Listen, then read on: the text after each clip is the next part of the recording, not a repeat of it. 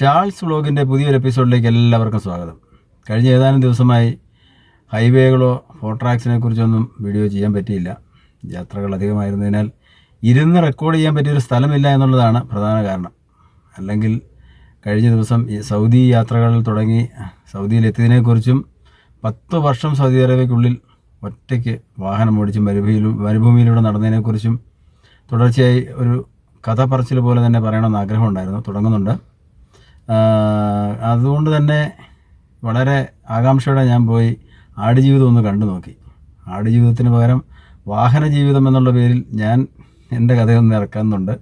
എല്ലാവരും ഒന്ന് കാണുമെന്ന് ഞാൻ വിചാരിക്കുന്നു. ഏതായാലും നമ്മുടെ ഈ സംസ്കാരം ഒന്ന് മാറ്റിയെടുക്കാനുള്ള ശ്രമത്തിലാണ് ഞാൻ. കൂടുതൽ പറഞ്ഞ് വഷളാക്കുന്നില്ല. ഈ പ്രാവശ്യം ഞാൻ പ്രതിപാദിക്കുന്നത്, കഴിഞ്ഞ പ്രാവശ്യം വാഹനങ്ങൾ പാർക്ക് ചെയ്യുമ്പോൾ വീല് നേരെയാക്കാതെ നിർത്തുന്നതിനെക്കുറിച്ചായിരുന്നു.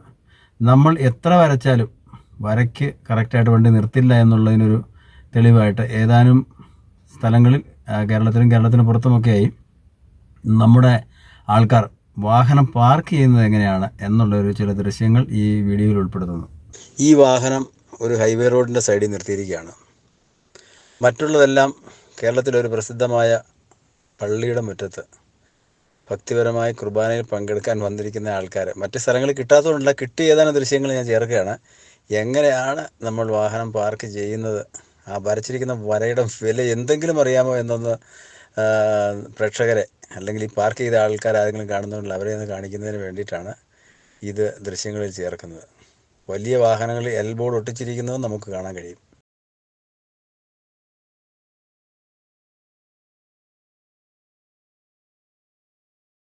കേരളത്തിൽ നമുക്ക് ഇപ്പോൾ പാർക്കിങ്ങിന് വലിയ വില കൽപ്പിക്കാത്തതിൻ്റെ കാരണം അത്രയ്ക്കൊക്കെ വാഹനങ്ങളേ ഉള്ളൂ, അത്രതിൻ്റെ ആവശ്യമേ ഉള്ളൂ എന്നാണ് നമ്മളിപ്പോൾ പഠിച്ചിരിക്കുന്നത്. ആവശ്യം വരുമ്പോൾ നമ്മളും അത് ശരിക്കും നിർത്താറാകും.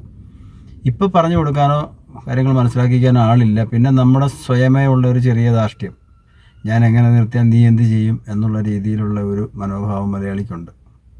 അത് പല പള്ളിമുറ്റത്തും മറ്റുമൊക്കെ വാഹനം കൊണ്ടുവന്ന് നിർത്തുമ്പോൾ സെക്യൂരിറ്റി പറയുന്നിടത്ത് നിർത്തില്ല എന്നുള്ളൊരു വാശിയുമാണ്. അങ്ങനെ നമ്മൾ എല്ലാം ഒറ്റ ദിവസം കൊണ്ട് മാറ്റിയെടുക്കാൻ പറ്റാത്തതിനാൽ മാറും എന്നുള്ള പ്രതീക്ഷയോടെ ഈ പരിപാടി തുടരാനാണ് ആഗ്രഹം.